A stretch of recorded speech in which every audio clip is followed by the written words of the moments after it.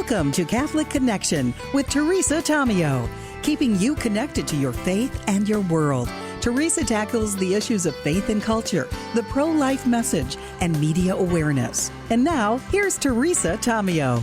And it's a Thursday. It's August 21st. Hope you're having a great day so far here on EWTN. Thanks for listening on this feast of St. Pius X. We'll talk a little bit more about him in the second hour of Catholic Connection. But just a little background. He was born of humble origins in Riese, Italy, that's in the Veneto region, so northeast Italy, back in 1835. As pastor, bishop, and patriarch of Venice, he countered laxness and error with the return to essentials, catechesis, and solid priestly formation. Upon his election as pope in 1903, he worked to restore all things in Christ, which was actually his motto. From Ephesians 1:10, he published a question and answer catechism, the fruit of his pastoral experience, and promoted the theology of St. Thomas Aquinas as a sure guide in a time of much confusion. He urged the frequent reception of communion and restored place of Gregorian chant in the liturgy. He died in 1914 and was canonized fairly quickly after that in 1954. Pope St. Pius X, pray for us. And again, a little bit more about this great saint in the second hour of Catholic Connection on a Thursday. First up, though, the one, the only Father Mitch Pacwa with our Cultural Connections joins us as he does every Thursday for two segments to take a look at what's happening in and around the world in the church and to give us his perspective. And then we're going to be discussing a new dating app. It's entitled Sacred Spark. And we're going to sit down and chat with a couple behind it, Emily and Daniel Wilson Hussem. They're joining us. And I think it's going to be a great discussion. I was on their website looking at it this morning. And you'll be, I think, very interested into how and why they came up with this idea, because there are other dating websites and dating apps out there for Catholics, but they're doing things differently. And they'll explain why they wanted to build on what's already being done, but to make it more user-friendly and to be able to have more people involved, maybe get your friends involved as well. I think it's very interesting, and I think it's super important, because in this day and age, the good Lord knows we need to be able to meet nice, like-minded people that share in our faith. That's so important in starting a relationship and especially a marriage. So that is the program for the first hour of Catholic Connection here on a Thursday, August 21st, a feast of St. Pius X. Father Mitch Pacwa for our Cultural Connections, and then one segment with Emily and Daniel Hussem on their new dating app, which is called, I love the name of it, Sacred Spark. So there you go. Well, Aaron is making headlines all over the place. National Weather Service saying the hurricane is moving away from the North Carolina coast, but leaving behind dangerous surf and rip currents that are continuing. And then out west, we have the story of the hazardous heat. So according to the National Weather Service, in terms of the forecast, tropical storm conditions, storm surge flooding, and coastal flooding continuing today across the Outer Banks and portions of the Mid-Atlantic. Life-threatening rip currents and high surf continue to impact much of the East Coast through the end of this week, and a hazardous record heat continuing across the western U.S. throughout the weekend. So there's your weather for you. It is a Thursday, and once again, we so appreciate your listenership. Do check out all of our great programming, radio, TV, online, that main website, EWTN. Speaking of which, on a Thursday morning, it's time to check the news on EWTN, so let's get started. Addressing the faithful gathered in Paul VI Hall for the weekly audience yesterday, the Holy Father turning his thoughts once more to the world's many conflicted zones in terms of violence and wars. As Catholic News Agency reports, he says in recalling the upcoming liturgical commemoration of the Queenship of Blessed Virgin Mary, which is celebrated on Friday, August 22nd, the Pope is inviting the faithful to celebrate that day by praying and fasting for peace. He said Mary is the mother of the faithful here on earth and is remembered as a queen of peace. He added, as our world continues to be wounded by wars in the Holy Land in Ukraine and other parts of the world, the Pope invited all faithful to take part in a day of prayer and fasting for all those who suffer because of war, imploring, he said, the Lord to grant us peace and justice and to wipe away the tears of those who suffer because of ongoing armed conflicts. Meanwhile, the Pope apparently is preparing to travel to Lebanon later this year in what could be his first journey abroad since being elected head of the Catholic Church back in May. The Archbishop there, deputy to Lebanon's highest-ranking Catholic leader, telling the British Broadcasting Corporation that the Vatican was studying the trip and that the Church was still waiting for some official dates. The visit would mark a significant moment for the first American Pope who has repeatedly urged peace in the Middle East and interfaith coexistence. Blake Sifton tells us Israeli Prime Minister Benjamin Netanyahu has directed the military to shorten its timeline for the seizure of Gaza City. Preliminary operations in the Gaza City neighborhood of Zaytun and the nearby city of Jabalia that began in recent days continue, with residents reporting heavy shelling. The Israeli military says they are now in control of Gaza City's outskirts. Meanwhile, Israeli media are reporting that the government have decided not to respond to the ceasefire proposal put forth by mediators and accepted by Hamas, and do not plan to send negotiators to Qatar or Egypt to take part in any talks. Blake Sifton, Tel Aviv. Russia's foreign minister is insisting that Moscow must be a part of any international talks on Ukrainian security following that war. European leaders have been discussing ways to protect Ukraine after the Russian invasion comes to an end. President Trump calling for security guarantees as part of any deal to end the war. Yesterday, the Russian foreign minister called the European talks a clumsy effort to sway Trump and said discussing security guarantees with Russia was a road to nowhere. Russia has also said it would not accept the deployment of European forces to Ukraine. Meanwhile, Vice President J.D. Vance is giving details on the visit of Ukrainian President Zelensky to the White House this week. The president says, we've had a pretty good meeting. I'm going to go call Vladimir Putin and see what he says about it. And everybody's like, oh, you're going to call him next week? And he's like, no, what time is it in Moscow? Let's call him right now. Vance saying on Fox News yesterday that he started things off with an icebreaker, telling Zelensky as long as he behaved, Vance wouldn't say anything. He continued by saying Ukrainians want security guarantees, as we mentioned earlier, while the Russians want a certain amount of territory. Vance went on to say the conflict between Russia and Ukraine is former President Biden's war. Another official in former President Biden's administration, meanwhile, is set to testify today in the GOP probe of the ex-president's mental fitness while in office. Ian Sams, a former special assistant to the former president, previously agreed to do a closed-door interview, but it's unknown if he will plead the fifth and not answer questions. That probe has been focused on Biden's mental decline and use of an auto pen. Republicans say that auto pen use may make some of Biden's pardons void. And Washington, D.C. will be putting a special youth curfew zone in place beginning tonight. Groups of more than 8 minors are banned from gathering inside the curfew zone. With some exceptions, a curfew zone will be in place through at least the rest of the weekend through Sunday night. The parents of the 27 girls who died at Camp Mystic in Austin, Texas area are urging Texas lawmakers to support a new bill to make summer camps safer. Michael McCowan, who lost his 8-year-old daughter in the July flooding, says there needs to be more protections in place. We did not send Lenny to a war zone. We sent her to camp. We trusted she would be safe. No parent should ever again face what we are living through now. State lawmakers are taking up a special package of bills to address that disaster. If passed, they would keep summer camps out of flood zones, require them to have emergency plans, and mandate both weather radios and warning sirens. And a judge is denying the Justice Department's request to unseal grand jury records from Jeffrey Epstein's sex trafficking case, keeping key evidence sealed despite renewed public interest. The DOJ recently confirming Epstein died by suicide and said no client list exists.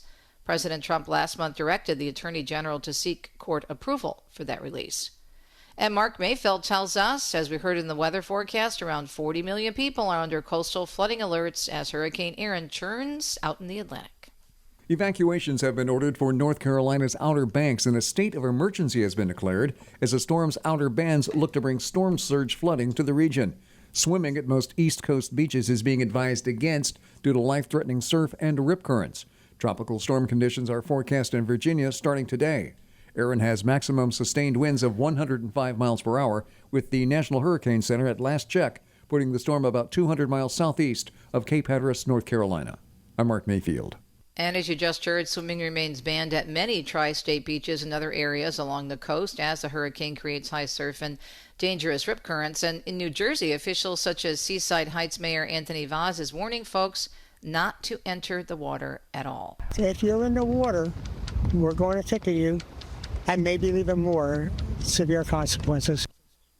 Forecasters again say Erin could cause coastal flooding and beach erosion in the tri-state area from waves expected to be over 10 feet high at times.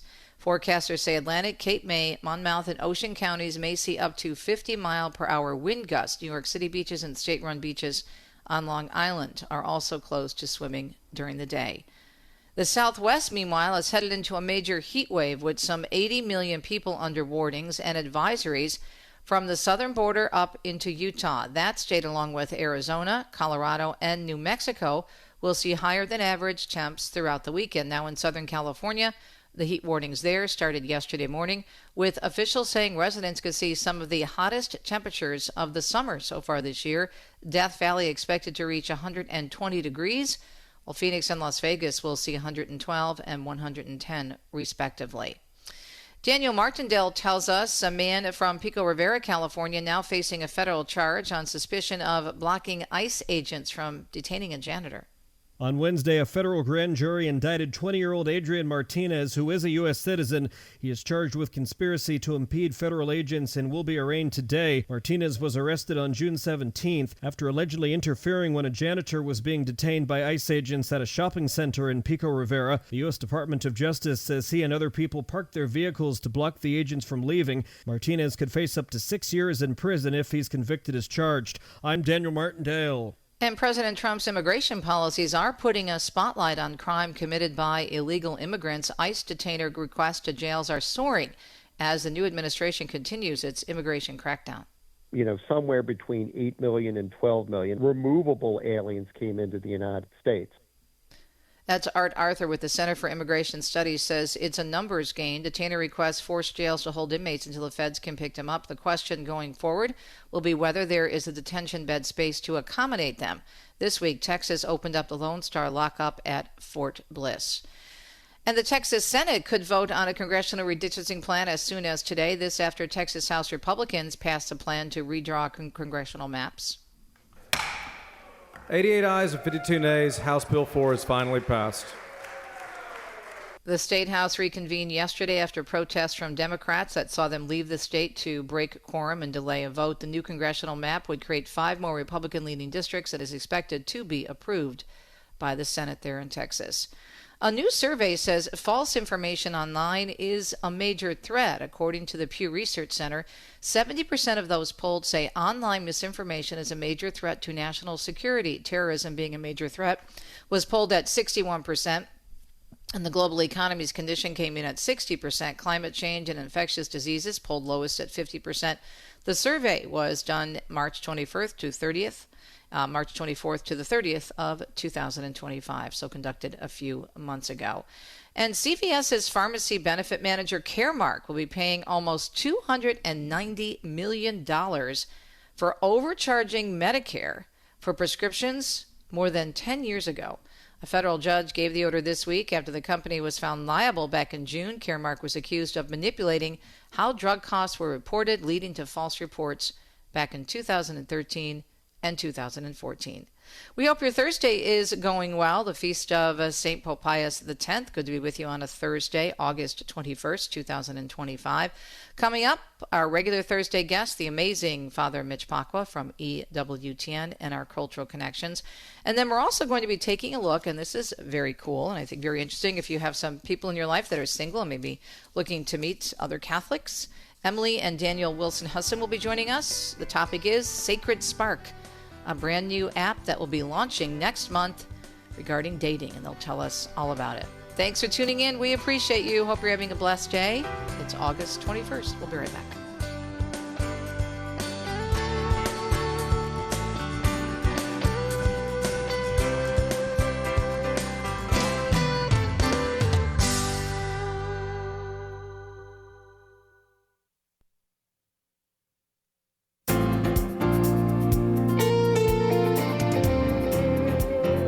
Always a blessing and so informative. We have our friend Father Mitch Pacwa from EWTN with us for our Cultural Connections.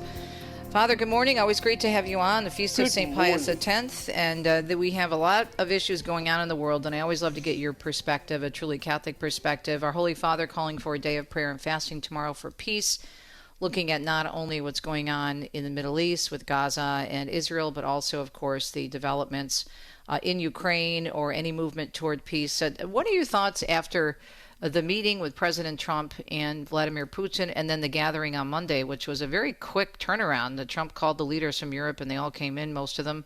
Right. And they called it a very successful meeting, but things are still, looks like there's still a lot of work to do in those areas. Oh, 100%. There's going to be a lot that needs to be dealt with for a good while. But there is a positive move. And I think both the what the president himself keeps saying, what his wife had also written to Vladimir Putin about the importance of stopping the killing. These are thousands and thousands of, I think by this point, millions of lives that have been lost. For what? It's a stalemate like World War I, where they're fairly stable. And at what point is the land and the minerals and oil and all that, at what point is all of this spending of human life and other resources make this not worthwhile? That should have been the consideration way back. Now, we have to deal with some issues.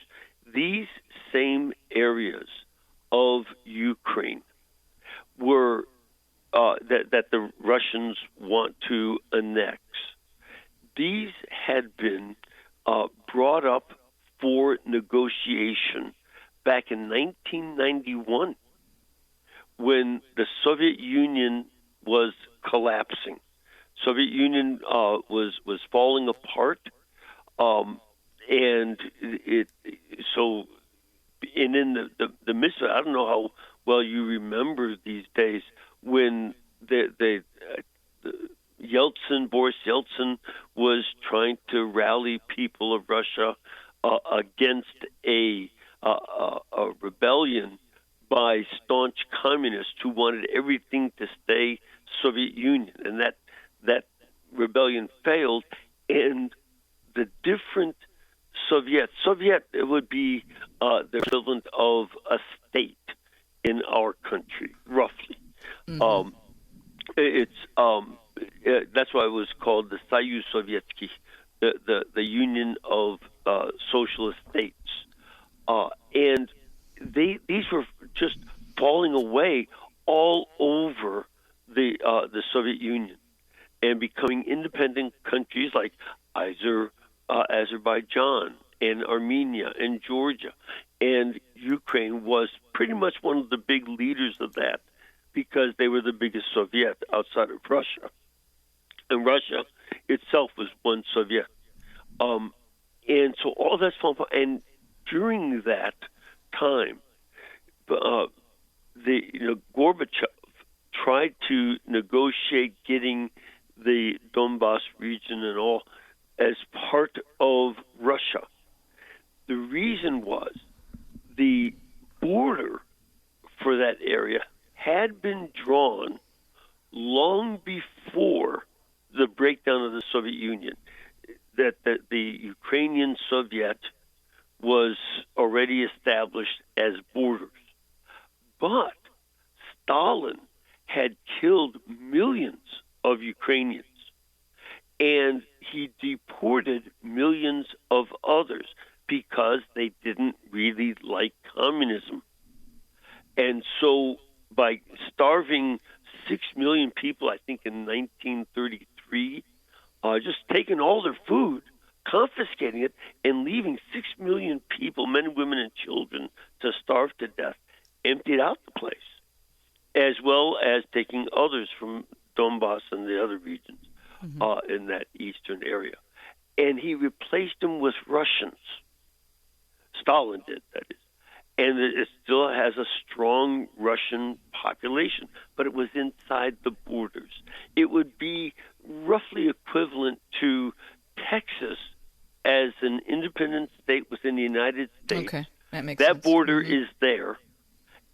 But then there are large sections where they're along the border, for instance, where it's very heavily Mexican American and Texan, or as some call them Texicans, that they're the Mexican background, and they say, look, we don't want to be part of Texas. We're separating this part off. That's roughly what this would be equivalent to. So it's not Ukrainians living there so much, but they're Ukrainian citizens even though they're Russian background. And this is the complicated mess that has been inherited. And frankly, one of the things that happened is President George Walker Bush,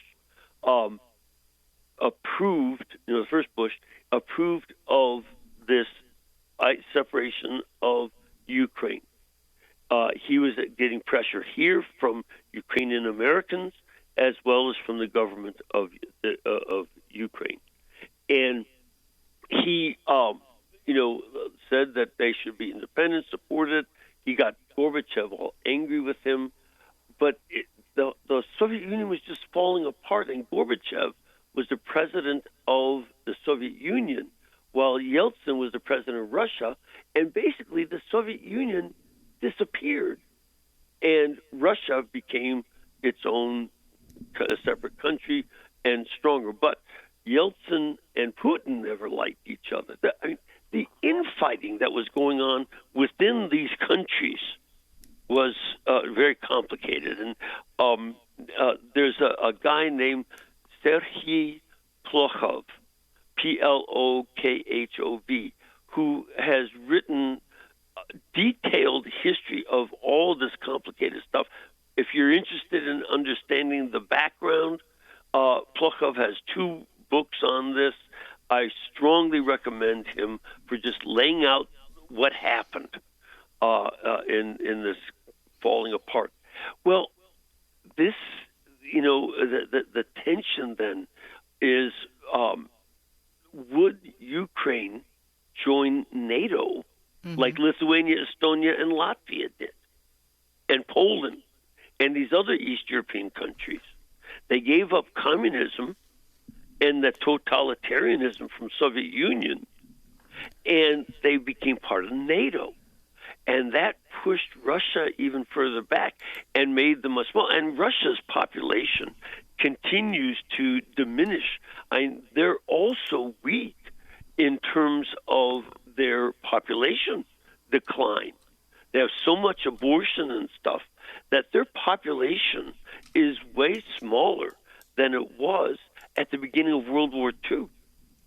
And so this is another issue.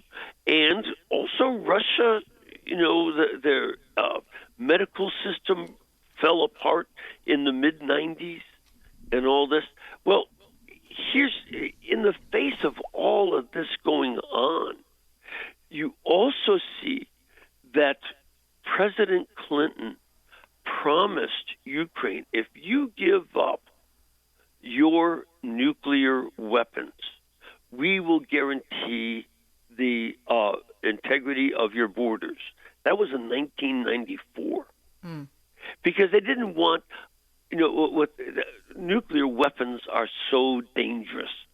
And if you have somebody go crazy and they start dropping bombs on somebody, or if they are, looking for more land, they drop bombs. We took that away. We asked them to give it up. They did, with a protection from us, but we didn't protect them in President Obama's term when they took Crimea. The Russians took Crimea, and we didn't protect them now in the time of President Biden when they took invaded Father, hang the on. We're country. going to take a break. We'll continue with this excellent background and get your insight on the prayers for tomorrow that the Pope is calling for. We'll be right back.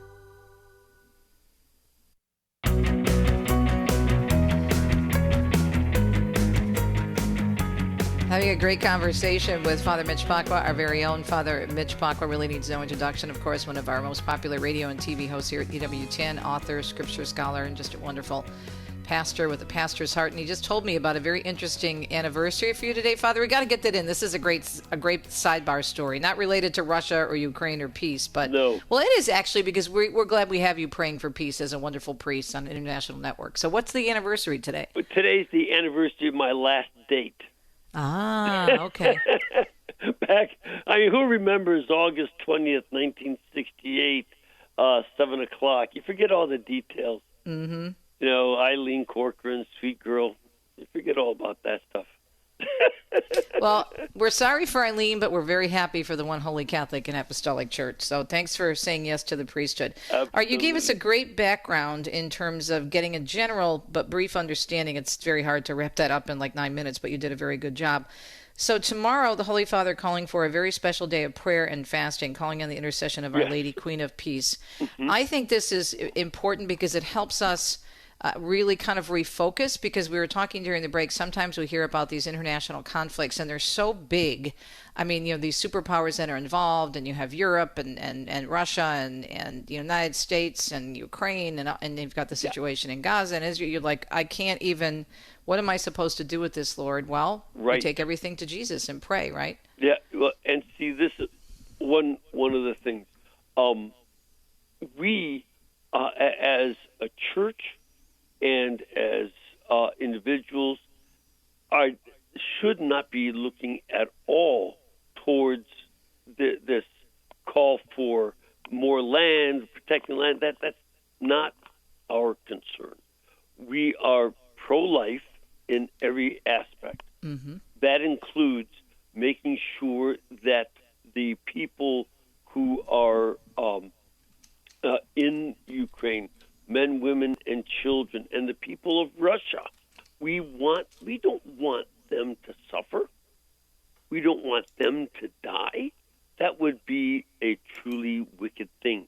We want all of them to live well and to have long, full lives. We want them to be pro-life in terms of, their political philosophy and their economic philosophy, and that includes not killing people in combat. These are concerns, and what we want to do is be part of that growth and development. So this is one thing that we want to keep in mind. Secondly, we also want this to be true for the people of Gaza. We don't care about some ideology. We care about these people who live in a place like Gaza and who very much need to have their lives, as well as the people of Israel. Being in favor of Gaza is not, and being in favor of the Gazans does not mean being anything that is anti-Israeli. It's not something that is about, hating anybody. We cannot include hatred of any group within our orbit. That would be false. We instead are concerned with justice for the Gazan people, the Israeli people, freedom from attack, freedom to raise your family and have a decent life. This is our concern. And of course, if possible, we would love to see the people of Gaza and Israel alike grow in a love of God and in their faith. This is crucial for us. It just seems still so far off, and this is a conflict, especially with Israel and Gaza, well, in terms of the Middle East, it's just so old historically, and I think sometimes people get worn out. What can we do to make sure that we're not just getting tired of these stories and all the sad news and bad news that comes out of certain parts of the world? And that's why, again, I think that this day of peace is really important, and the church raising money for the children of Gaza. Well, you have to, that's it. You just said it. Remember that these are not the politicians that we're fighting for. We are concerned for the welfare of Israeli and Palestinian men, women, and children, the elderly, people who lose their homes, people who lose their lives, their loved ones. What the Israelis suffered in the attack, on October 7th, a couple years ago, was outrageous. And this is something that we never want to see changed. or to happen again. We don't want that kind of horror to be imposed on anyone. And when you look at places like Gaza, there is no way that we should want people to be without a home. There's no way that we should want them to be without substance. This is something that has to be our value, as it is in Ukraine. And there's just such horrible killing. Again, whether you like the president or not, ending wars in Azerbaijan versus Armenia, in Congo and Rwanda, in Sudan, between Egypt and Ethiopia. He said something very important. He says, "Some people tell me that I'll have a lot of trouble getting to heaven, but I want to end these wars and let St. Peter know that, and let our Lord know that I really have tried." Mm-hmm. And he wants to do what's good because it's good. This is something everybody should keep in mind. Our immortal souls are at risk of being lost for lack of care of these different needs. This is a very, very important set of principles, and we want to have that kind of care brought back to our politics. That care for life rather than, what looks like success, failure, etc., according to certain political principles. Mm-hmm. That is something we don't ever want to submit to those political and economic concerns at the cost of the lives of innocent people. Yeah. Well said, Father. Thank you so much. And again, there are stories, of course, on EWTN's different websites and news sites regarding the Day of Peace, prayer for peace tomorrow. Catholic News Agency has a full report. Vatican News has it. Of course, we'll have more tonight on EWTN News Nightly and all of our programs, including The World Over with Raymond Arroyo. This is a very, very big effort the Holy Father is calling for us to pray for peace, and to fast on Friday. And again, for more information, you can check out the reports on Catholic News Agency and our other outlets. We'll be right back on a Thursday morning, August 21st. We're talking up next about a new dating app called Sacred Spark. We'll tell you all about it.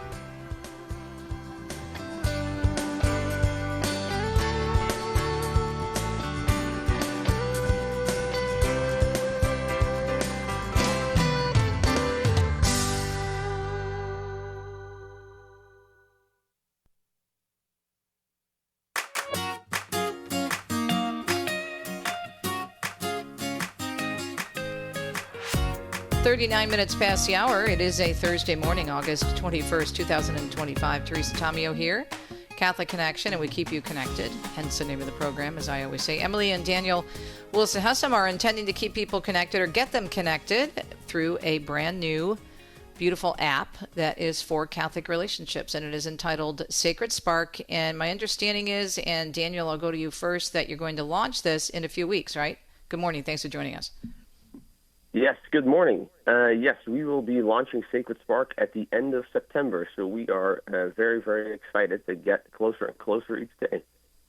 Now, Emily, you and Daniel, you were just telling me, have been married for 10 years, and you have a family. And what prompted? I know you're both in ministry, and we'll get to that a little bit later on. But what prompted this interest in providing something new on the dating app scene? Absolutely. For many years, I've been in ministry. I've been walking in ministry with people for about 14 years now. And I've seen over time how much more difficult it's been for Catholics to meet other on-fire Catholics. I've seen this problem just compound over the years.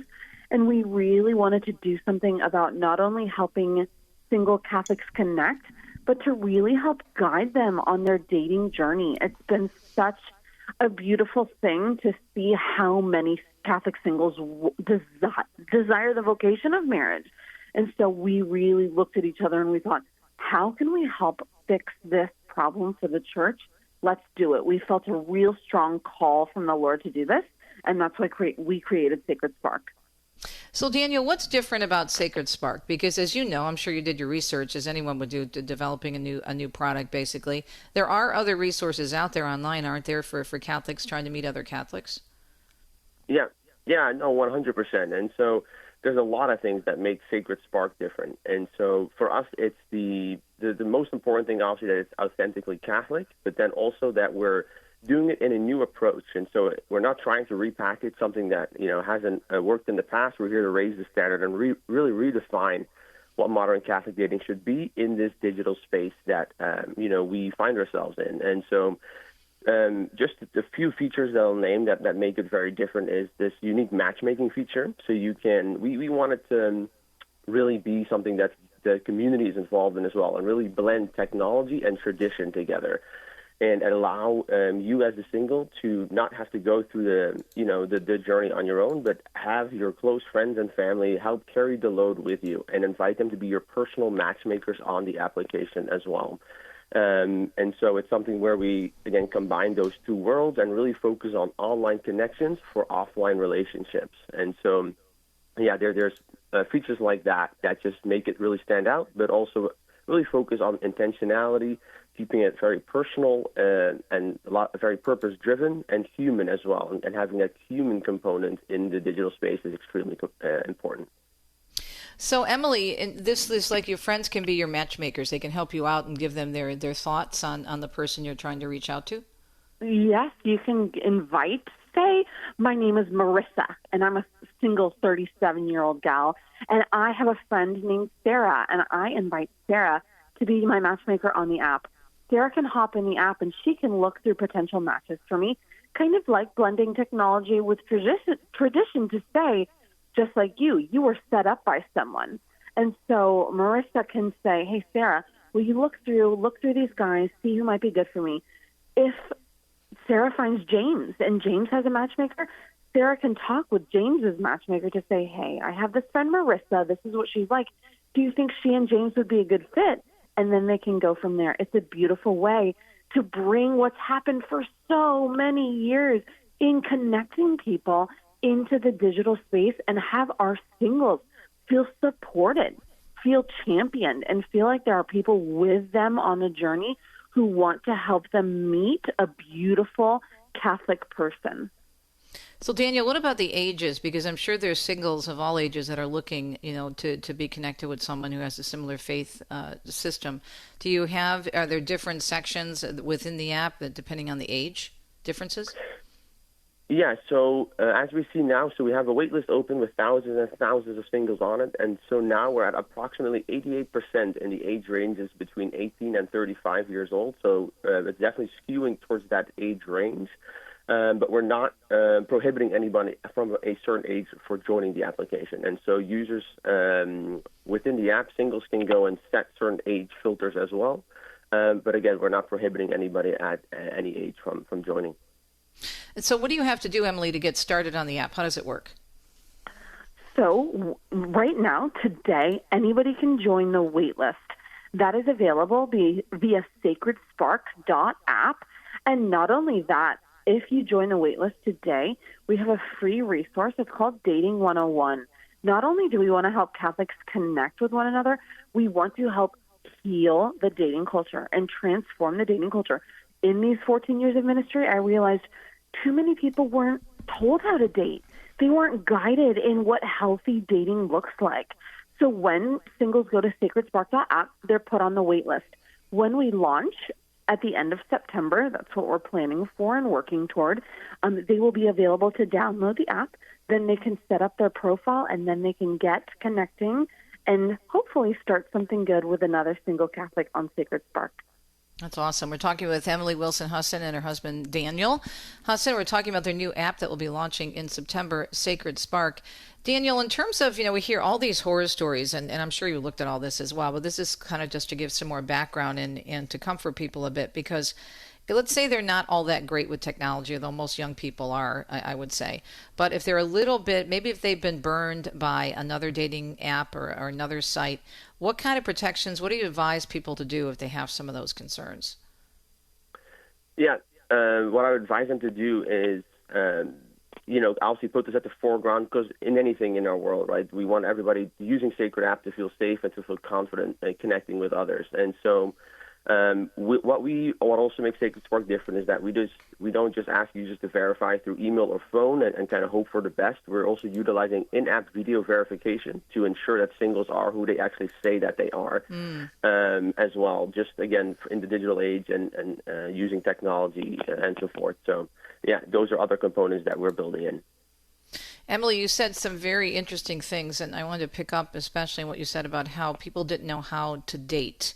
What did you mean by that? I'm thinking that because I've interviewed a lot of psychologists and experts on this where it wasn't dating, it was just literally jumping into, heaven forbid, God forbid, sexual relations ASAP. I'm not saying that's happening with the Catholics that are signing up for Catholic websites, but that's the pressure that they're under and that they're facing, because that's the assumption. You just meet somebody and then you sleep with them. I mean, you hear that all the time. What else are you seeing out there? What are you seeing out there in terms of why you want to change the dating culture?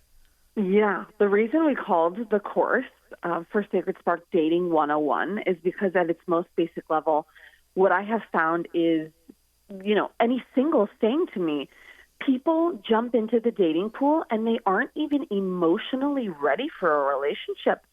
They're not in any way, shape, or form ready to give and receive what needs to be given and received in a relationship. So what we're encouraging singles to do is take a deep inner look at your heart. Not only the question of, am I ready to date? Because if I'm not ready to date and I'm just in a place where I'm a big mess and I jump into the dating pool, it's going to lead to hurt and it's going to lead to confusion and it's going to contribute more to the mess of the dating culture rather than less. Beyond that, one of the things that we really encourage singles to do is look at, what am I really looking for in a person and what really matters in a sacramental marriage. So often I have found singles, say to me, they say, I've gotten off track and, the most important thing I'm looking for is the exterior of a person. I just want my husband to be 6'2" and, love dogs and have a great smile. And I've asked so many women over the years, it's okay? Yes, sure. It's really good to be physically attracted to the person that you're marrying. But is what you're looking for the most crucial part of a sacramental marriage? Helping singles really get into the nitty-gritty of the desires of their heart beyond what the culture says the desires of our heart should be in another person is so important. And I think it really encourages singles to take dating in a more intentional way, in a more healthy way, and in a more holy way. And that's what we're all about at Sacred Spark.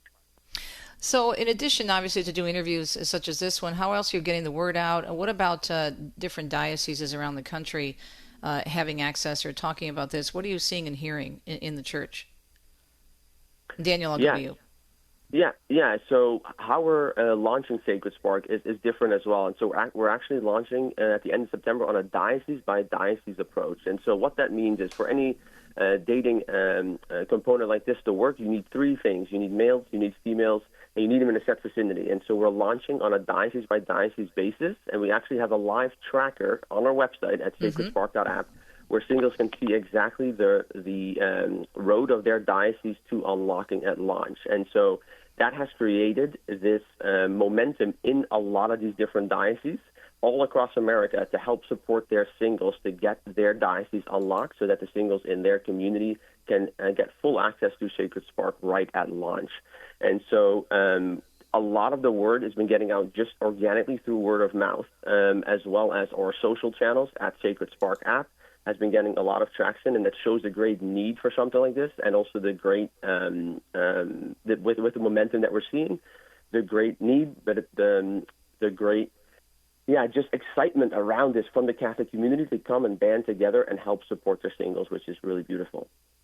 Yeah, I love that what it says on your website. Our mission is simple: help build up the church one relationship at a time. Emily, I'll go back to you. And my husband and I, we're a deacon couple, and we do a lot of work in the marriage area. We work with couples in our own parish, but we also do a lot of retreats on marriage. And one relationship that is troubled and broken can have such a negative ripple effect. So what you're doing is really, really important.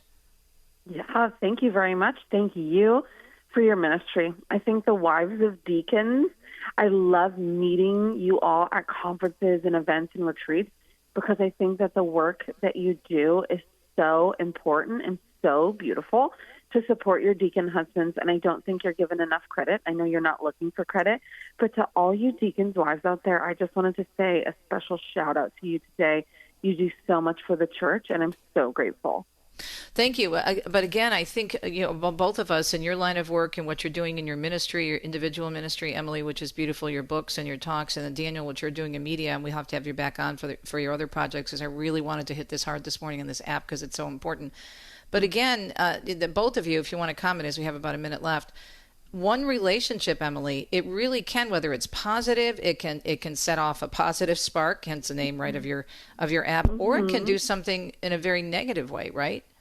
Absolutely. You think about throwing a rock in a lake and the ripple effect just of that one stone into the lake. It is true for every relationship, and that's why we want positive, beautiful, holy relationships in the church, because it does. It impacts our parishes.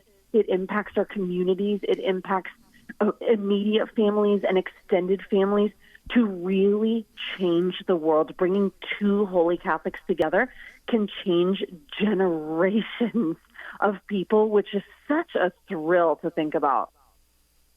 I'm so happy you guys are doing this. God bless you both. And I think you're offering a great resource. So again, this will launch in September. Daniel, I'll let you have the last word in terms of what people need to do. Just go to the website, correct?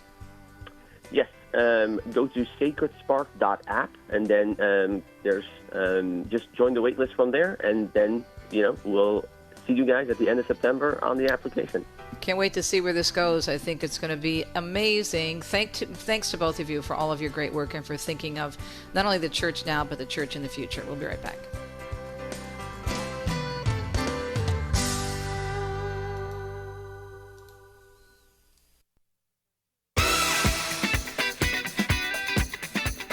Thanks so much for tuning in to Catholic Connection on a Thursday. Appreciate your listenership. It's August 21st, and we will keep you posted on that sacred app, that technology that's being made available, a different type of dating for Catholics, a dating app, and very safe, and certainly a great way, and you can have your friends weigh in. That would be a lot of fun, too, to have your friend's opinion on someone that might be a good match. Matchmaker, make me a match. I think that was from...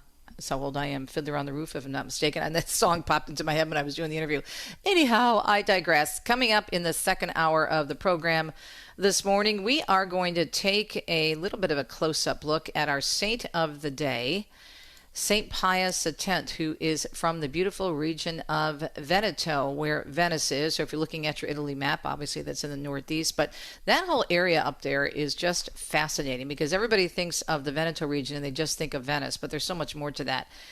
He started out very humble beginnings and then worked in his ministry in Venice. And then when he became Pope, he was just someone who believed so strongly in recatechizing, or catechizing to begin with. And so we'll talk a little bit about that. We have a short video that we will play. Obviously, it's radio, so it'll be theater of the mind and you'll hear the audio. But I always think it's super interesting to find out a little bit more about the saints. We were just talking in the second hour of the program yesterday with Dr. Carlo Broussard, who was on, of course, EWTN Live last night with Father Mitch Pacwa and on Catholic Connection, about the importance of the saints and the intercession. Maybe you're in catechism, maybe you are teaching, or you're leading OCIA. This would be a great saint for you to call on his help and support. And then we'll also take a look at what's being done in terms of trying to get OBGYNs to be more open to all life. Yeah, I know. Can't believe I made that statement. We'll explain when we come back. Stay tuned.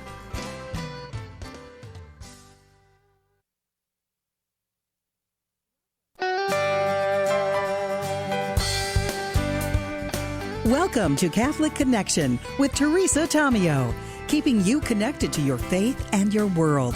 Theresa tackles the issues of faith and culture, the pro-life message, and media awareness. And now, here's Theresa Farnan. And we continue the Thursday edition of Catholic Connection, August 21st, here on EWTN's Radio Extra. We're so glad you're with us. Hope you're doing well.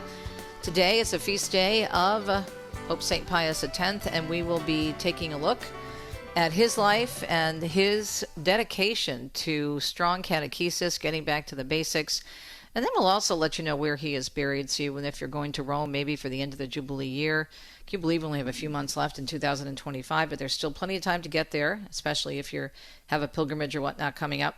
Maybe when you're in St. Peter's, you can go to the tomb of the many saints. Many saints. There are so many of them buried there. It's incredible. But anyway, I just find him very encouraging in terms of his whole ministry as Pope was all about Jesus. Now I know, okay, he's the vicar of Christ, but what I'm saying is he was trying to get people back to the basics. And he says you can't do it first and foremost without Jesus, and you cannot do it without the church he founded. Pretty powerful stuff. Okay, I'm going to read a beautiful reflection that was on the Magnificat today. In the Magnificat daily mass readings, I always have a beautiful reflection, and sometimes I have words of the saint of the day. And then we're going to share a short video with you with a little bit more background and talk about his dedication to getting back to the basics, starting with Jesus. Yay, Jesus. And then we are going to be taking a look at a story that is disturbing, but it's reality in the medical world and in the world in general. We're going to be talking with PhD Theresa Farnan. She's been on with us before. She is a wonderful pro-life representative of the One Holy Catholic and Apostolic Faith. She's going to be talking about prenatal screening and how she had in her life, when she was expecting her 10th child, had an OBGYN said they were going to do the prenatal screening to weed out Down syndrome. What that really means is to encourage an abortion if we find that your child could be born with Down syndrome. It's just terrific, but oh my gosh, what courage she had and how she is working on this issue. And we will give you more information about Dr. Theresa because she has a great desire for the truth, and she works with the Person and Identity Project and also has worked with the Vatican as well on pro-life issues. That is our show for today on a Tuesday morning. We so appreciate your listenership. Weather-wise, we have some issues out there, folks. We have Hurricane Aaron moving away from North Carolina, but we still have dangerous surf and rip currents thanks to that hurricane, and then hazardous heat. I mean, really, really, really hot temperatures out west. So here's what they're saying for the full forecast from the National Weather Service. Tropical storm conditions, storm surge flooding, and coastal flooding continuing today across the Outer Banks and portions of the Mid-Atlantic coast. Life-threatening rip currents. I mean, this is serious stuff. You can't be messing around with this. I mean, if you've ever been caught in a current, a strong current in the ocean, which I have, it's pretty scary. Life-threatening rip currents and high surf continue to impact much of the East Coast through the end of the week, and then hazardous record heat will continue across the western part of the country, and that will be throughout the weekend. And we will have complete details for you also in some news stories coming up, which we are going to get to right now. It is a Thursday morning. It's August 21st, 2025. You're listening to Catholic Connection, the second hour here on EWTN's Radio Extra. Let's check the news. Well, we discussed this with Father Mitch Pacwa in the first hour of the program, addressing the faithful gathered in Paul VI Hall for his weekly general audience. Pope Leo XIV turning his thoughts once more to the world's many conflict zones. In recalling the upcoming liturgical commemoration of the Queenship of the Blessed Virgin Mary, which is celebrated tomorrow, Friday, August 22nd, the Holy Father inviting the faithful around the world to celebrate that day by praying and fasting for peace. He said, Mary is a mother of the faithful here on earth and is remembered as the Queen of Peace. He added, as our world continues to be wounded by wars in the Holy Land, in Ukraine, and in other parts of the world, I invite all the faithful to take part in a day of prayer and fasting for all those who suffer because of those wars. He implored the Lord to grant us peace and justice and to wipe away the tears of those who suffer because of ongoing armed conflicts. The Pope, meanwhile, also preparing apparently to travel to Lebanon later this year in what could be his first journey abroad since being elected head of the Catholic Church back in May. The Archbishop deputy to Lebanon's highest-ranking leader telling the BBC that the Vatican was studying the trip but that the Church was still waiting for official dates. The visit would mark a significant moment for the first American Pope, who has repeatedly urged peace in the Middle East and interfaith coexistence. Meanwhile, Blake Sifton tells us, speaking of peace or possible peace, the Israeli Prime Minister Benjamin Netanyahu has directed the military to shorten its timeline for the seizure of Gaza. Preliminary operations in the Gaza City neighborhood of Zaytun and the nearby city of Jabalia that began in recent days continue, with residents reporting heavy shelling. The Israeli military says they are now in control of Gaza City's outskirts. Meanwhile, Israeli media are reporting that the government have decided not to respond to the ceasefire proposal put forth by mediators and accepted by Hamas, and do not plan to send negotiators to Qatar or Egypt to take part in any talks. Blake Sifton, Tel Aviv. And moving on in our newscast this morning on a busy Thursday, Russia's foreign minister is insisting that Moscow must be a part of any international talks on Ukrainian security following the war. European leaders have been discussing ways to protect Ukraine after the Russian invasion comes to an end. President Trump calling for security guarantees as part of any deal to end the war. Yesterday, Russian Foreign Minister Sergei Lavrov calling the European talks a clumsy effort to sway Trump, and said discussing security guarantees without Russia was simply a road to nowhere. Russia has also said it would not accept the deployment of European forces to Ukraine. Meanwhile, Vice President J.D. Vance is giving details on the visit Ukrainian President Zelensky took to the White House earlier this week. The president says, we've had a pretty good meeting. I'm going to go call Vladimir Putin and see what he says about it. And everybody's like, oh, you're going to call him next week? And he's like, no, what time is it in Moscow? Let's call him right now. Vance saying on Fox News yesterday that he started things off with an icebreaker, telling Zelensky as long as he behaved, Vance wouldn't say anything. He continued by saying Ukrainians want security guarantees while the Russians want a certain amount of territory. Vance went on to say the conflict between Russia and Ukraine is the problem of the former president, Joe Biden. Meanwhile, another official in the former president's administration is set to testify today in the GOP probe of Biden's mental fitness while in office. Ian Sams, a former special assistant to Biden, previously agreeing to do a closed-door interview, but it's unknown if he will plead the fifth and not answer questions. The probe has been focused on Biden's mental decline and use of an auto pen. Republicans say that auto pen use may make some of Biden's pardons void. Washington, D.C. will be put on a special youth curfew zone in place beginning tonight. Groups of more than 8 minors are banned from gathering inside that zone. With some exceptions, a curfew zone will be in place through at least Sunday night. The parents of the 27 girls who died at Camp Mystic are urging Texas lawmakers to support a new bill to make summer camps safer. Michael McCown, who lost his 8-year-old daughter in the July flooding, says there needs to be more protection in places like that. We did not send Lenny to a war zone. We sent her to camp. We trusted she would be safe. No parent should ever again face what we are living through now. State lawmakers are taking up a package of bills to address a disaster. If passed, they would keep summer camps out of flood zones, require them to have emergency plans, and mandate both weather radios and warning sirens. A judge is denying the Justice Department's request to unseal grand jury records from Jeffrey Epstein's sex trafficking case, keeping key evidence sealed despite renewed public interest. The DOJ recently confirmed Epstein died by suicide and said no client list actually exists. President Trump last month did direct the Attorney General to seek court approval for the release. Mark Mayfield tells us around 40 million people are under coastal flood alerts as Hurricane Erin churns out in the Atlantic. Evacuations have been ordered for North Carolina's Outer Banks, and a state of emergency has been declared as the storm's outer bands look to bring storm surge flooding to the region. Swimming at most East Coast beaches is being advised against due to life-threatening surf and rip currents. Tropical storm conditions are forecast in Virginia starting today. Erin has maximum sustained winds of 105 miles per hour, with the National Hurricane Center at last check putting the storm about 200 miles southeast of Cape Hatteras, North Carolina. I'm Mark Mayfield. Meanwhile, swimming remains banned at many tri-state beaches as Hurricane Erin creates high surf and dangerous rip currents, as you heard. In New Jersey, for example, officials such as Seaside Heights Mayor Anthony Vaz warning folks not to enter the water. If you're in the water, we're going to ticket you, and maybe even more severe consequences.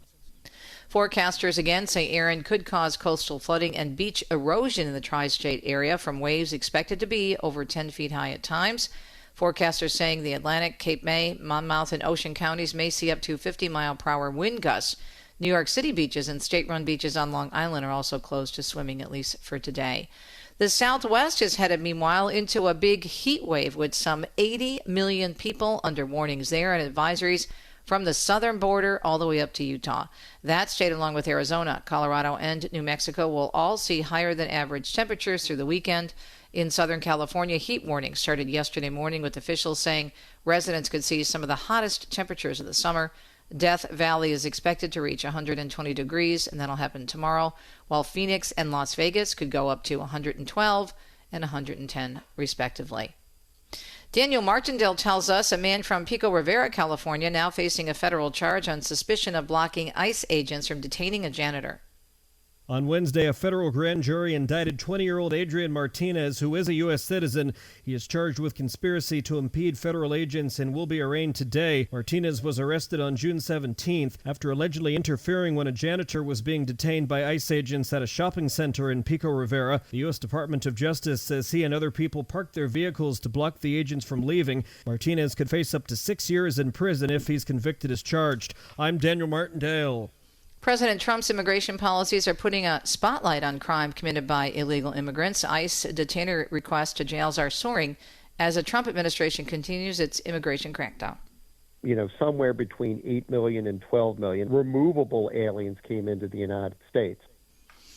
Art Arthur with the Center for Immigration Studies says detainer requests force jails to hold inmates until the feds can pick them up. The question going forward will be whether there is a detention bed space to accommodate them. This week, Texas opened the Lone Star lockup, and they opened that in the Fort Bliss area. And the Texas Senate could vote on a congressional redistricting plan as soon as today. This after Texas House Republicans passed the plan to redraw congressional maps. 88 ayes and 52 nays. House Bill 4 is finally passed. The State House reconvening yesterday after protests from Democrats that saw them leave the state to break quorum and delay a vote. The new congressional map would create 5 more Republican-leaning districts and is expected to be approved by the Senate. And a new survey says false information online is indeed a major threat. According to the Pew Research Center, 70% of those polled say online misinformation is a major threat to national security. Terrorism being a major threat was polled at 61%, and the global economy's condition came in at 60%, so-called climate change and infectious diseases polling lowest at 50%. The survey was conducted in late March of this year.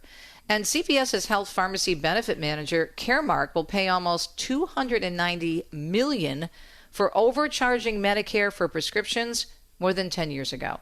A federal judge giving the order this week after the company was found liable back in June. Caremark was accused of manipulating how drug costs were reported, leading to false reports back in both 2013 and 2014.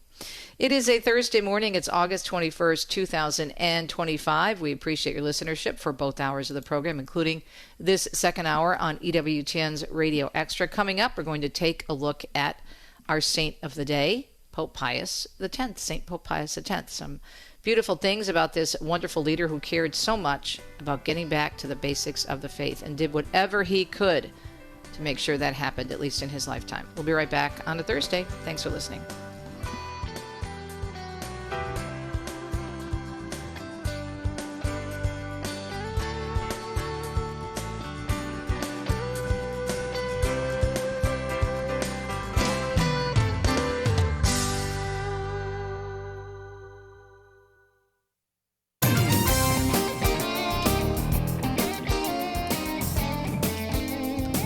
Welcome back, Catholic Connection, on a Thursday morning. It's August 21st, 2025. And you know, if you listen to this show, how much I love the saints. I just think they're amazing witnesses for us, for everyone here on God's green earth. And I don't think that we call on them nearly often enough. And so I really like to feature them, especially ones with whom I'm not that familiar, including, for example, aware of Pope Pius X, but did some more background and research on him this morning. And there's a beautiful, beautiful meditation, so we'll start with that from him. And then after we play a short video from Rome Reports for you, I'll have a little bit more background information.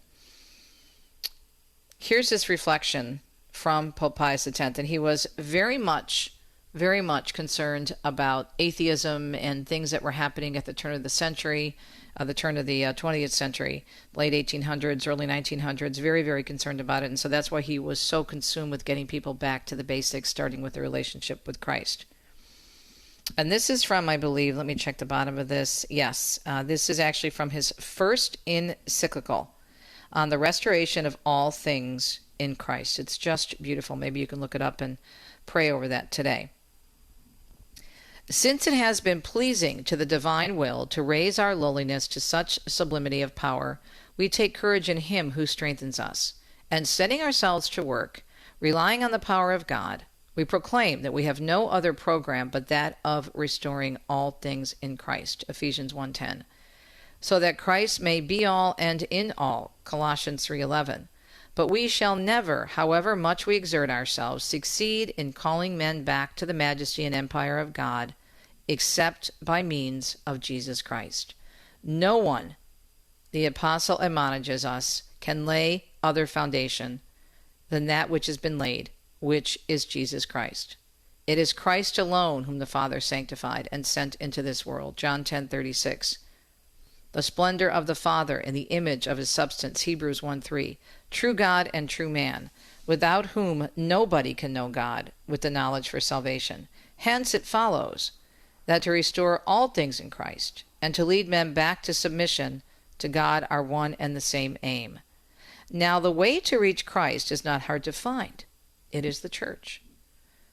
Rightly does St. John Chrysostom say, the church is your hope. The church is your salvation. The church is your refuge. It was for this that Christ founded it, gaining it at the price of his blood, and made it the depository of his doctrine and his laws, bestowing upon it at the same time an inexhaustible treasury of grace for the sanctification and salvation of men. You see, then, the duty that we all have of bringing back human society to the discipline of the church. Then we shall rejoice to see evil giving place to good, and hear for our gladness a loud voice from heaven saying, Now have salvation and power come in the kingdom of our God and the authority of his anointed, Revelation 12:10. But if our desire to obtain this is to be fulfilled, we must use every means and exert all our energy to restore to their ancient place of honor the most holy laws and counsels of the gospel, and to proclaim aloud the truths taught by the Church. St. Pius X. He reigned as Pope from 1903 to 1914, and again, what we just read was from his first encyclical on the restoration of all things Christ. Let's share with you a little bit more background through this story that was done by Rome Reports earlier this year regarding Pope Pius X. Gives you a little insight as to why perhaps Pope Francis, shortly before he died, visited his tomb in St. Peter's. Here we go. Who is St. Pius X, the Pope whose tomb Pope Francis prayed at? St. Pius X is known for many things. He is mainly praised for promoting the Catechism and the Code of Canon Law, and also reforming the Curia. He is also the pontiff who is said to have died of sorrow, as he passed away shortly after World War I started. His passing was described in 2014 by then President of the Pontifical Committee of Historical Sciences. Everyone thought they would win the war, so soldiers thought they would soon be back at home with their families. In a way, you could say the Pope died of grief between the night of the 20th and the 21st of August back in 1914, just 3 weeks after World War I started. He knew there would be a slaughter. On a pastoral level, he took measures such as allowing more frequent reception of communion and promoting a greater understanding of the Catechism in order to address the atheistic and agnostic currents of his time. A short video on Pope Pius X, who was buried in St. Peter's Basilica. And I found this summary on his life, which I thought was just beautiful. A little bit more to add on what was said in that report from Rome Reports. He is known for having compiled the catechism that bears his name, for granting communion to children from the age of 7, and for promoting important reforms within the Church. This is St. Pius X, born Giuseppe Sarto. He was born in Riese, in the province of Treviso, in the region of Veneto, that is in northeastern Italy, of course, and encompasses the city of Venice. He was born in 1835, the first of 10 children, a family of humble oranges, poor but not destitute, at least in the early years. From an early age, Giuseppe, which means Joseph actually in Italian, displayed remarkable intelligence which allowed him to excel in elementary school and open up the possibility of continuing his studies. His vocation to the priesthood was nurtured within his family, but it immediately collided with a lack of financial means, which would have prevented him from entering the seminary. He was supported by the Patriarch of Venice, though, also a native of his town, who, upon learning of the young boy's talents, offered him a scholarship to attend the seminary in Padua. There, during his 8 years of study, he once again distinguished himself with excellent academic results. Those years, though, were marked by a painful event, the premature death of his father, which plunged the family into severe poverty. His mother became the main source of support in the decision to pursue the path to priesthood, even though Giuseppe had also to assume the role as head of the family. Through great sacrifice and difficulties, he still managed to provide for his mother and siblings, never hesitating to assist anyone in need. He was ordained a priest in 1858. His first assignment was as a chaplain in the province of Padua. After 9 years, he was appointed to lead the parish of Salzano, Venice. As archpriest, he won general affection thanks to his commitment during emergencies such as the cholera epidemic and his generosity toward the poor. It was in Salzano that he began writing the work that would make him famous worldwide, a catechism in the form of question and answers, which would become a fundamental tool for the religious formation of generations of ordinary faithful. In 1875, he was appointed canon of Treviso Cathedral and chancellor of the diocese. Then he moved on to become bishop in 1884 of Mantua. And then, of course, he was then named pope. It's just a beautiful story of someone who just loved the church and loved Jesus so much and wanted to help people embrace the basics. Summary goes on to say he initiated major reforms of the Roman Curia, began codifying canon law, an unprecedented undertaking that lasted 20 years, reformed the rules for the conclave, many of which are still in force today, reorganized Vatican congregations, required bishops to reside in their dioceses and conduct regular pastoral visits, strengthened priestly formation by making seminary training mandatory, and fought against modernism to safeguard the purity of the faith and promoted biblical studies. He also changed the style of the papacy, introducing public audiences, sought to simplify ceremonies, and maintained a very humble lifestyle.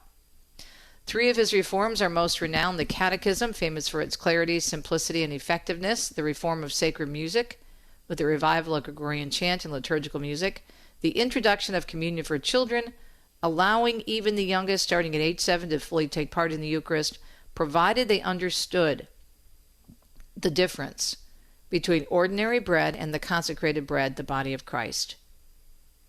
He died on August 20th, 1914, as you heard in that Rome report, just days after the outbreak of the First World War. Pope Pius X had done everything in his power to prevent the conflict.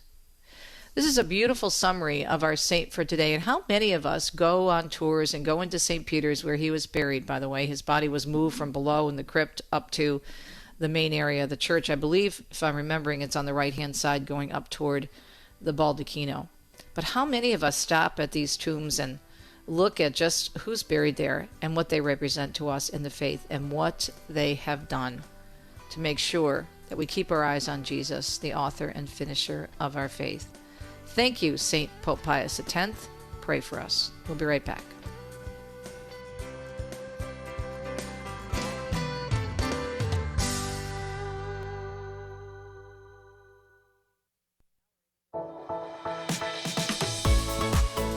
"27 minutes past the hour. It is a Thursday morning, August 21st. Thanks for listening to Catholic in Action. Dr. Theresa Farnan is such a great resource. She is a fellow at the Ethics and Public Policy Center, focusing on the challenges of gender ideology as part of the Center's Person and Identity Project. She's a co-author of 2 books, Get Out Now, Why You Should Pull Your Children from Public School Before It's Too Late, and Where Did I Come From? Where Am I Going? How Do I Get There?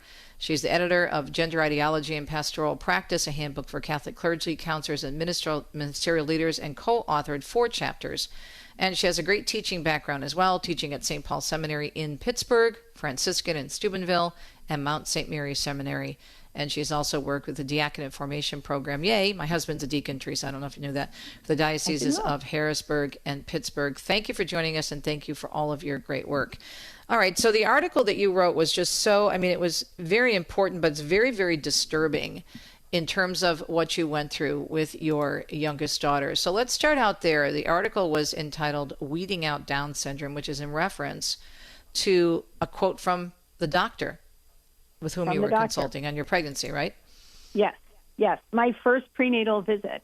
So they generally try to push for prenatal screening now. It's earlier and earlier, so it's a 6-week visit, and it's a screening test. It's not diagnostic.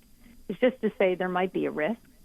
So I went in there, and one of the doctors in our practice started pushing very aggressively, and I refused because I said, well, there's no point.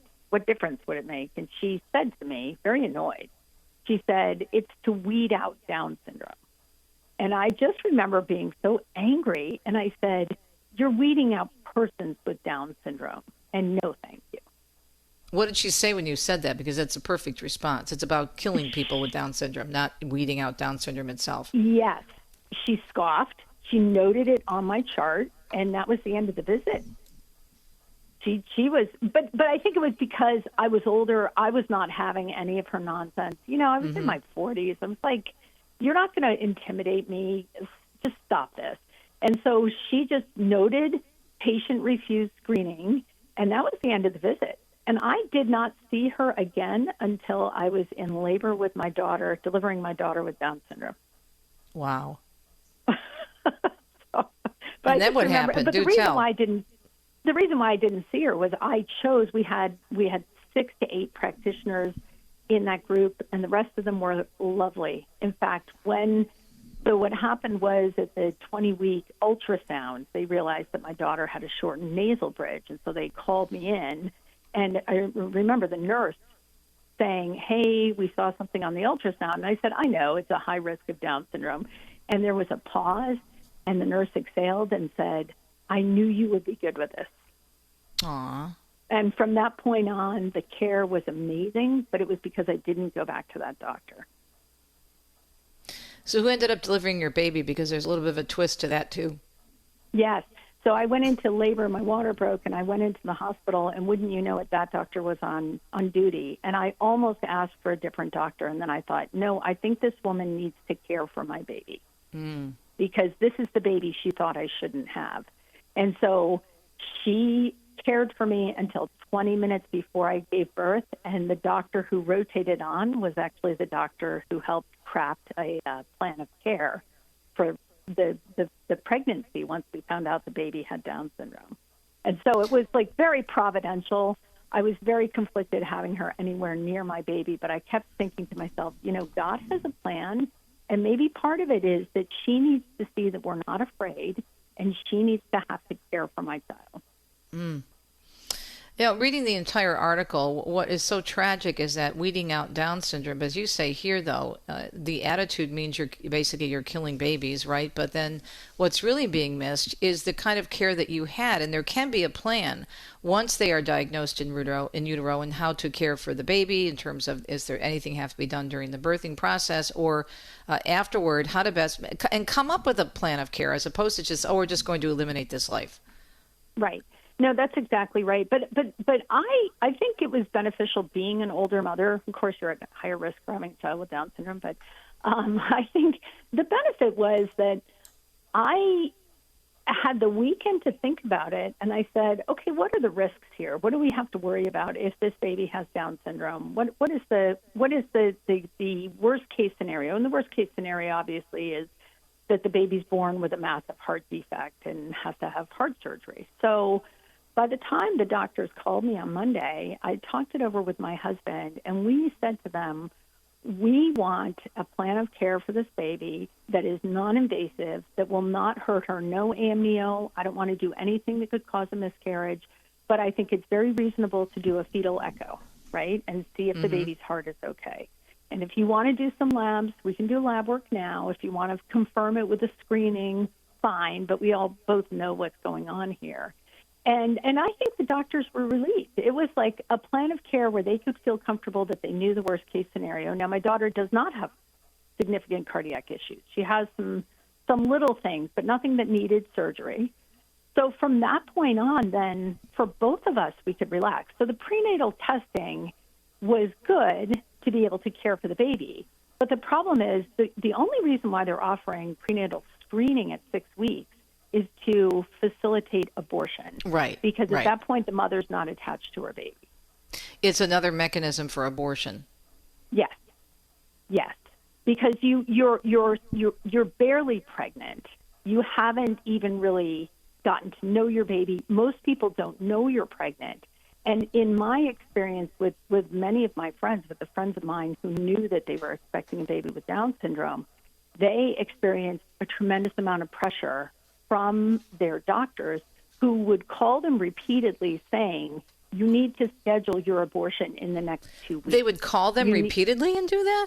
They would call them repeatedly. I had one friend who every time she went in, they would say, so when do you want to schedule the termination? Ugh. So much for do no harm, right? Well, yeah. Well, and the point, I think the point that the doctors are making is like, well, of course you're going to want to have an abortion, and we need to make sure you do it while it's still legal, right? So there's tremendous pressure up until about 22 weeks to have this, to have an abortion, especially in states like I'm in Pennsylvania, where, you know, obviously it's a blue state, and so there would be, you know, there aren't any restrictions on abortion like there are in some other states. So that's what you really have to worry about. And at the same time, the mother's very vulnerable, because once you've had that diagnosis, you're painfully aware that you're carrying a child that the rest of society regards as not worth living. Mm. And so you're emotional anyway, and then you're bearing the weight of social disapproval. Right, right. And these doctors, and I use that term loosely, think that they're doing you a favor and helping you because they're encouraging you to have that abortion while it's still legal, and you're taking the easy way out. It'll be easier for you if you abort that child. We're talking with Theresa Farnan. She's a PhD, a fellow at the Ethics and Public Policy Center, focusing on the challenges of gender ideology as part of EPPC's Person and Identity Project. She's also taught at St. Paul's Seminary in Pittsburgh, at Franciscan and Mount St. Mary's, and she's co-authored or contributed to several books. We're discussing a very powerful article she wrote, and it's posted on California's Association of Natural Family Planning. The title is Prenatal Screening, Weeding Out Down Syndrome. And again, you can find it at canfp.org. We'll also tell you where else this article is posted. More on this issue when we come back on a Thursday.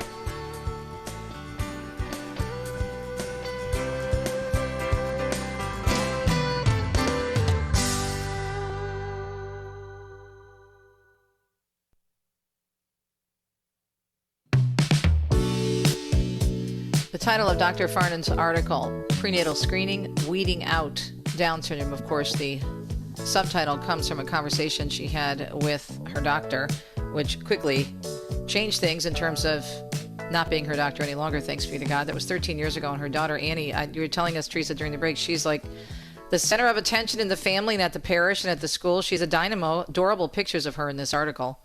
Oh, yeah, she's phenomenal. She's a wonderful human being. Absolutely amazing. Did you ever take her back to meet the doctor who wanted her, quote unquote, terminated? No. It's one of those things. You really. I remember reading an article about a different family with Down syndrome, and one of the lines the mother said was, "I love everyone who loves my daughter." Right, and you really do internalize that when you see someone who's kind to a child with disabilities. You can recognize they're a good person, but someone who's incapable of that, I just can't have them around my child. Well, that's a good point. But see, the Italian in me wants to take this beautiful young woman and just stand her in front of the doctor and say, "See, meet my daughter Annie, the one you thought wasn't worth living." But that's just me.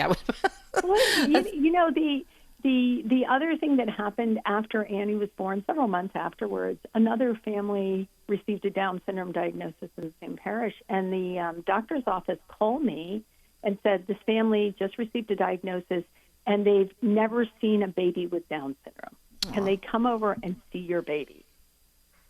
And so I said, sure, of course. So they came over, and this lovely couple just literally, they walked in the door, I handed them Annie, and they held her for half an hour. And then they handed her back and said, this is great, we can do it. Aw, how beautiful. So see the difference that not only you're making with you talking about this, but the difference your child continues to make, right? Yes. But this is one of the challenges we face, because as kids with Down syndrome are being screened out, fewer young people and fewer parents are familiar with kids with Down syndrome. They might have seen them in the special ed program, but they don't really know them. And so it's really hard for them to envision a good life. And so I think they're very vulnerable to this soft eugenics that's being promoted in our culture. So in terms of this, as you said, the soft eugenics, but this messaging and these doctors being just having put so much pressure on so many women, pregnant women, what is going on in these medical schools in terms of getting them to this point where this has got to be done? We have to, quote unquote, weed out Down syndrome. Where's this coming from, do you think? Yeah, it is coming from med school because it's being presented, in the not in every medical school, but in many medical schools.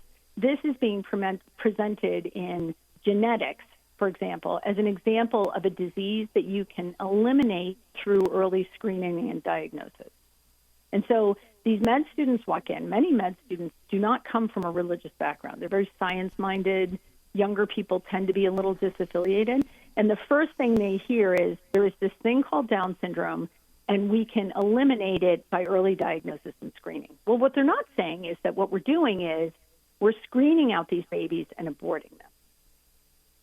And in fact, at some of the med schools, there are physicians who in their classes on embryology will toss out the notion, will propose the notion that you could eliminate Down syndrome by asking older mothers, like recommending that older mothers go through IVF and then screen their embryos and then discard the embryos that have Down syndrome. And that way we can get rid of Down syndrome. And we see this in countries around the world, right? Like, so Iceland has achieved a near universal elimination of Down syndrome because they're doing early prenatal screening and then abortions.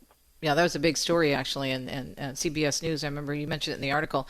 Now, you talk about Dr. Brian Skotko, and he's done a lot of research in this area. He is a professor at Harvard Medical School and director of the Down Syndrome Center at Massachusetts General. Earlier this year, you're saying he published updated research on the prenatal experience of families and found that for many, the negative aspects of prenatal diagnosis were not only unimproved from earlier decades, but had worsened. He found that nearly 60%, 57% of parents reported their clinician inadequately explained Down syndrome after a prenatal diagnosis, causing 84% of parents to experience fear and 93% of parents to experience anxiety. Few received up-to-date or helpful resources, while many report feeling pressured to have an abortion. So the impression here, which you alluded to in the first part of the interview, Doctor, is that they have no interest in finding out more and how we can work with Down syndrome families. It is about eliminating, terminating babies with Down syndrome. Yeah, and what's even more alarming is that you have all of these newer OB-GYNs coming in, these physicians coming in who don't have experience with kids with Down syndrome, who don't have any interest in this. And they, this is part of the shift in medicine from being a physician to being a provider. And if you're a provider, the goal is to make the patient happy. And so what they don't want to have is they don't want to have a family that has a child with Down syndrome and hasn't, is unhappy about it at birth. And so, the goal is, here we'll offer you early termination, abortion of your baby, and you can try again and then have the child that you want. It's just, when you take a step back and look at what's being promoted, it's horrifying. It is horrifying.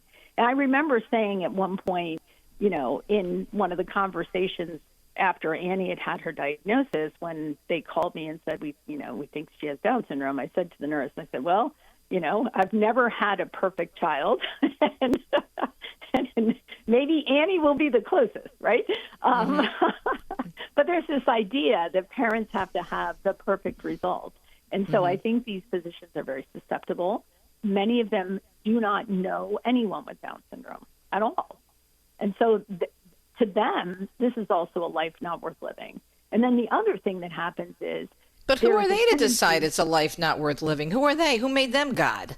Well, there's a tendency when you get a diagnosis, they hand you the laundry list of everything that can go wrong. And if you're ever handed the laundry list of what can go wrong with a child with Down syndrome, it's horrifying. Because there's a lot that can go wrong. And then, there are a lot of ideas about kids with Down syndrome and how little they can achieve, right? Because people don't know kids with Down syndrome. So they think it's going to be a child who just sits in a corner with a severe heart defect, never talks, and doesn't interact. And that's like completely not the case. But what they're also not pointing out is that there is no child that has everything go wrong, right? Mm-hmm. That doesn't happen ever. So there's just real ignorance on the part of the medical community. And unfortunately, Dr. Scottco's article indicated that it's getting worse, not better. And I think it's because we have these physicians coming up who have never met anyone with Down syndrome. Is it pressure across the board in addition to Down syndrome, but other possible issues that may be diagnosed in utero, doctor? Because I know I was telling you of a friend of ours, his daughter, his youngest daughter is now, I don't know, she's 25. And when he and his wife were expecting, they have 5 children, a good Catholic couple. They were in the doctor's office, and they found out that she might have something deformed on her lip, maybe a cleft palate or something. And the physician, the OBGYN, a woman, just said, "Oh yeah, this is what we found," and handed them a brochure on abortion. Yeah. He got up and got up and walked out and never went back to that doctor. But it just seems to be, this whole idea of eugenics. It takes you back to Nazism in terms of this guy. Every child has to be absolute. Every child is perfect in God's eyes, right? But every child has to be perfect. There can't be anything. It's insane. Yeah. But I think it's important to see that this is a different kind of eugenics. This isn't the state making people right, because it's the parents making the decision. They're putting it on you, right? They're putting it on you, and they put it on you by not giving you good information, by giving scaring no support. Yeah. Frightening the parents, presenting it as the most merciful choice. So it's a soft eugenics, but it still is eugenics nonetheless. So what's being done to counter this, in addition to people like you speaking out? On the part of the medical community, I think it's getting worse, not better. I think they're promoting it, not countering it. But I think for us as people who are pro-life, as people who, as Catholics, as, men and women of Christian faith or any faith, I think one of the most important things we can do is look at the families who get a diagnosis and really think about how to support them. I have to tell you, one of the worst things when I was carrying my daughter was hearing people who would find out that we were having a child with diagnosis, and they would give us sad eyes and say they were sorry. And no mother needs to hear that. That is not what you need to hear. What you need to hear is concrete, recommendations or questions, or how can I help you, or sort of like, I have a friend, her daughter's doing great, she's a wonderful child. What can we do to help? That's what they need to hear. They don't need to hear the message of sympathy and condolence. Because this is and I can remember, at one point after Annie was born, going to see the director of the Down syndrome clinic here in Pittsburgh, who's just wonderful. And I walked in, and Annie was having some health issues, and he, was put me at ease immediately. And then in the note that he wrote for her record, the first line said, "Anne is a beautiful baby." Aww. And I still remember that, right? I remember what my OB-GYN said to me, when she was screening, and I remember seeing that written in my daughter's chart, and I thought, that is amazing, because right there, he counteracted the narrative. And so, that is what we're called to be doing. We need to be, giving a lot of support to families, yes, but also reaffirming publicly the value of these children. And it's only going to get worse with the prenatal screening and with the IVF conversations and controversy about IVF, because the first thing they screen out with IVF is Down syndrome. So there are concrete ways you can support it by promoting programs for kids with special needs in Catholic schools, by, very, very concrete ways to get involved and to help out and to make a difference. Where would you suggest people go for information on this issue, Doctor? I would say, I think probably one of the best places to go is to go to Brian Scottco's website, because he's got a lot of research there. There's a lot of good information on the National Down Syndrome Congresses, but I'm really a little bit leery about those, because they take a very ambivalent position about abortion and prenatal screening. They won't get involved with the issue, which is just insane to me. The other place that is a great place for us to start is the National Catholic Partnership for Disabilities. And that is a wonderful organization. It covers not only disabilities like Down syndrome, but also autism, mental health issues, you name it. So that would be, I think for Catholics, I think that should be our go-to place they'll know where to go for specialists for help with, like, catechesis, for concrete programs. They have conventions and conferences every year. So that would be my recommendation. I did find while you were chatting, not that I wasn't paying attention to what you were saying, but Brian's website, Brian Skotko, SKOTKO.com, BrianSkotko.com. He can also be found at Massachusetts General Hospital within that website, but he has his own website dedicated to his great work, as you mentioned, director of the Down Syndrome Program at Massachusetts General. So God bless him and bless his heart. And I also think, too, going to those Catholic groups that you mentioned are super important. And challenging, I think, the culture and the media. I never forget there was this story about this beautiful young woman with Down. She's a teenager, but she's also a model. And there's been several stories about her in the news. Very positive stories. But yet the media they never mention in those stories, Theresa, about how many babies, Down syndrome babies, are aborted. They never mention that. Connect the dots, for crying out loud. You know what I mean? Yeah. Yep. Yeah. Yeah. There is no discussion of it. I think people want to... they want to memory hole it. They'll push back and they'll say, even if you bring up the eugenic aspect, they don't want to hear it. And we need to keep pushing that issue forward. We do, and we're glad that you are. Thank you for sharing this very important article with us and your great work. And again, you can find the article that we were discussing on the California Association of Natural Family Planning. We'll be right back.